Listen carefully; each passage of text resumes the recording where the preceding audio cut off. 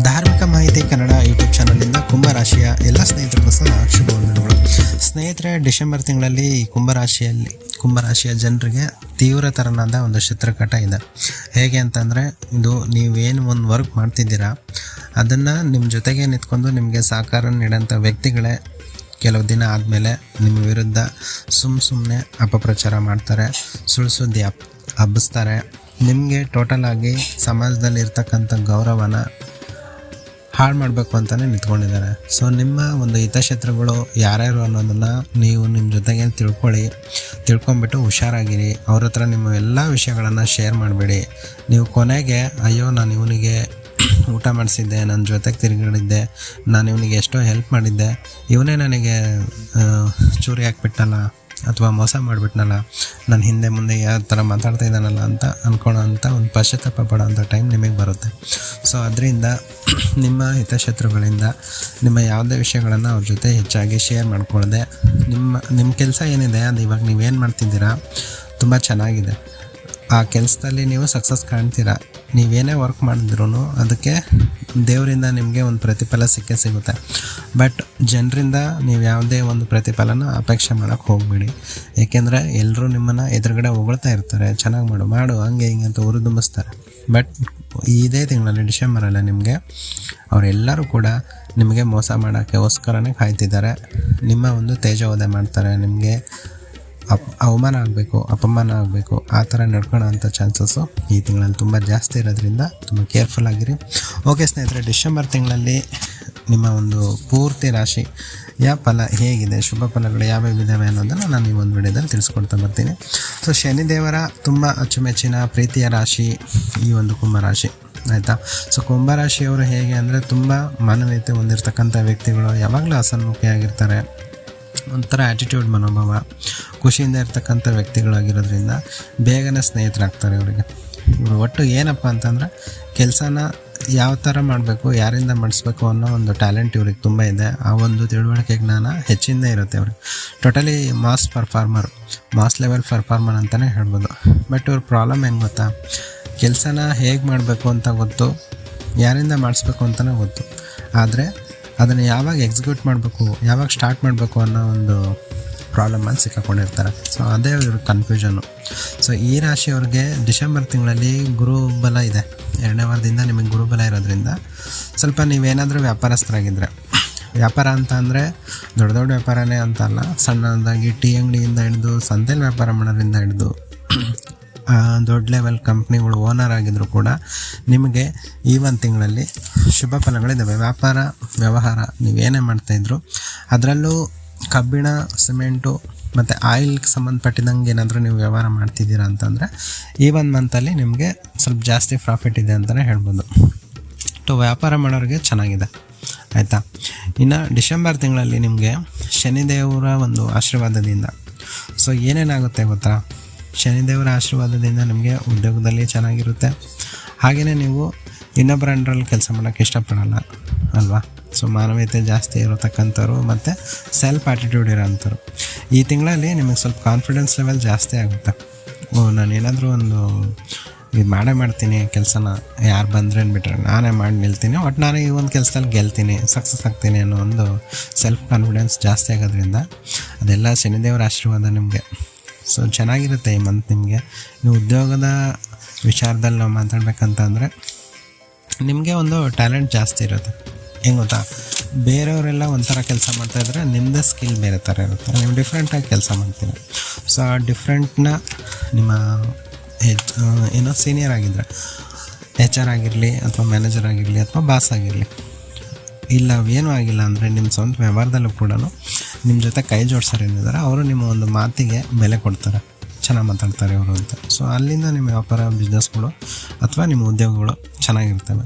ಇನ್ನು ನೀವು ಸ್ವಂತ ಉದ್ಯೋಗ ಮಾಡ್ತಿದ್ದೀರಾ ಅಥವಾ ಬೇರೆ ಅಂಡರಲ್ಲಿ ಕೆಲಸ ಮಾಡ್ತಿದ್ದೀರಾ ಅಂದರೆ ನಿಮಗೆ ಅದರಲ್ಲಿ ಸ್ವಲ್ಪ ಲಾಭ ಜಾಸ್ತಿ ಕಾಣ್ತೀರ. ಎಕ್ಸಾಂಪಲ್ ಹೇಳಬೇಕು ಅಂತಂದರೆ, ಈಗ ಟೀಚರ್ಸ್ ಆಗಿರ್ತೀರ, ನೀವು ಟೀಚರ್ಸ್ ಆಗಿದ್ದೀರಾ ಅಂದರೆ ಎಕ್ಸ್ಟ್ರಾ ಕ್ಲಾಸಸ್ ಸಿಗುತ್ತೆ, ಟ್ಯೂಷನ್ ಸಿಗುತ್ತೆ, ಅದರಿಂದ ಎಕ್ಸ್ಟ್ರಾ ಇನ್ಕಮ್ ಇರುತ್ತೆ ಅಲ್ವಾ. ಸೊ ಅದೇ ಥರ ಡೆಲಿವರಿ ಬಾಯ್ಸ್ ಆಗಿದ್ದರೆ ಎಕ್ಸ್ಟ್ರಾ ಕಸ್ಟಮರ್ಸಿಗೆ ಅವರು ಹೋಗಿ ಪಿಕಪ್ ಮಾಡ್ತಾರೆ ಆರ್ಡ್ರುಗಳ್ನ. ಸೊ ಅದರಿಂದನೂ ಕೂಡ ಎಕ್ಸ್ಟ್ರಾ ಬರ್ಬೋದು. ಸೊ ಉದಾಹರಣೆ ಹೇಳಿದ್ದೆ ನಾನು. ಈ ಥರ ಒಟ್ಟು ಬಿಸ್ನೆಸ್ಸಲ್ಲಿ ನಿಮಗೆ ಯಾವುದೋ ಒಂದು ರೀತಿಯಲ್ಲಿ ಎಕ್ಸ್ಟ್ರಾ ಇನ್ಕಮ್ ಬರೋವಂಥ ಚಾನ್ಸಸ್ಸು ಈ ಮಂತಲ್ಲಿ ಅದು ಶನಿಗ್ರಹದ ಅನುಗೋದಿಂದ ಜಾಸ್ತಿ ಇದೆ ಆಯಿತಾ. ರೈತರಾಗಿದ್ದರೆ ಬೆಳೆದ ಬೆಳೆ ಏನಿರುತ್ತೆ ಅದಕ್ಕೂ ಕೂಡ ಒಳ್ಳೆ ಬೆಲೆ ಸಿಗುತ್ತೆ. ಸೊ ಈ ಟೈಮಲ್ಲಿ ಸಿಕ್ತು ಅಂದರೆ ನಿಮ್ಗೆ ಇನ್ನೂ ಒಳ್ಳೆಯದು. ಡಿಸೆಂಬರಲ್ಲಿ ನಿಮಗೆ ಚೆನ್ನಾಗಿರುತ್ತೆ. ಏನು ಕೆಲಸ ಮಾಡ್ತಾಯಿಲ್ಲ, ಮನೇಲಿದ್ದೀನಿ, ನನಗೆ ಹೆಂಗೆ ದುಡ್ಡು ಬರುತ್ತೆ ಅಂತ ಕೇಳೋಣ ಅಂದರೆ ತಂದೆ ತಾಯಿಯಿಂದನೂ ಅಣ್ಣ ತಮ್ಮಂದ್ರಿಂದನೂ ಯಾರೋ ನಿಮಗೆ 10 ರೂಪಾಯಿ ಕೊಟ್ರೂ ಅದು ದನ ತಾನೆ, ಅದು ಕೂಡ ದುಡ್ಡೇ ಅಲ್ವಾ.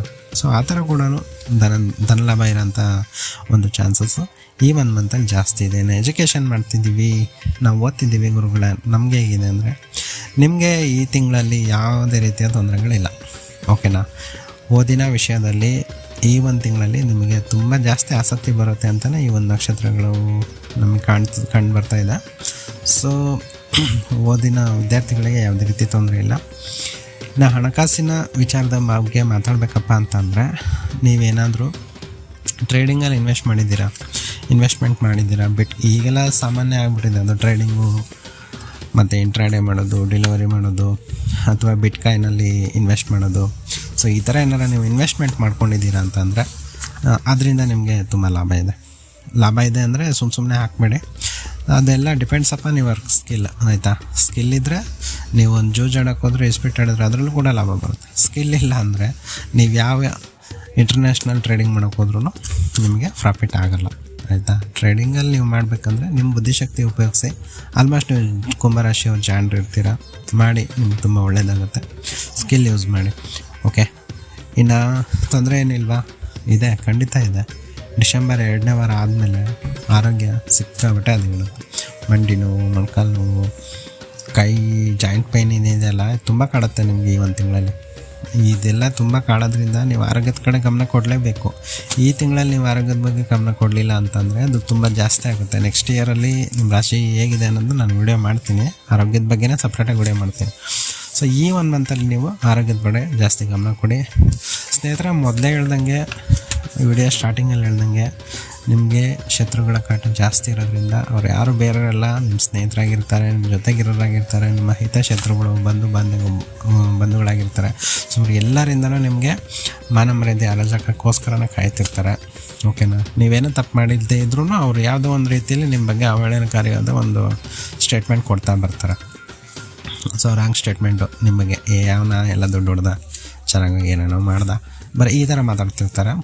ಒಟ್ಟು ನಿಮ್ಮ ತೇಜೋವಧೆ ಮಾಡಲಿಕ್ಕೆ ಅಂತಲೇ ಕಾಯ್ತಿದ್ದಾರೆ. ಅವರಿಂದ ನೀವು ಸ್ವಲ್ಪ ಹುಷಾರಾಗಿರಿ ಆಯಿತಾ. ಈ ತಿಂಗಳಲ್ಲಿ ನಿಮಗೆ ಶನಿದೇವರು ಹಾಗೂ ಗುರುಬಲ ಇರೋದ್ರಿಂದ ನೀವೇನು ಮಾಡಬೇಕಂದ್ರೆ ನೀಲಿ ಬಟ್ಟೆ ಮತ್ತು ಕಪ್ಪು ಬಟ್ಟೆನ ಹಾಕ್ಕೋಬೇಕು. ಸೊ ಗುರುಗಳೇ ನಾವು ಕಪ್ಪು ಬಟ್ಟೆ ಹಾಕ್ಕೊಳಲ್ಲ ಅಂದರೆ ಅಟ್ಲೀಸ್ಟ್ ನೀಲಿ ಬಟ್ಟೆನಾದರೂ ನೀವು ಹಾಕ್ಕೊಳ್ಳಿ. ಕಪ್ಪು ಬಟ್ಟೆ ನೀವು ಹಾಕ್ಕೊಳಲ್ಲ ಅಂದರೆ ಕಪ್ ಕಲರ್ ಕರ್ಚೀಪ್ ಆದರೂ ನೀವು ಇಟ್ಕೋಬೇಕು ಓಕೆನಾ. ಈ ಒಂದು ಬಟ್ಟೆ ನಿಮ್ಮ ಜೊತೆಗಿತ್ತು ಅಂದರೆ ಅದು ಶನಿದೇವರ ಆಶೀರ್ವಾದ ನಿಮ್ಮ ಮೇಲಿರುತ್ತೆ.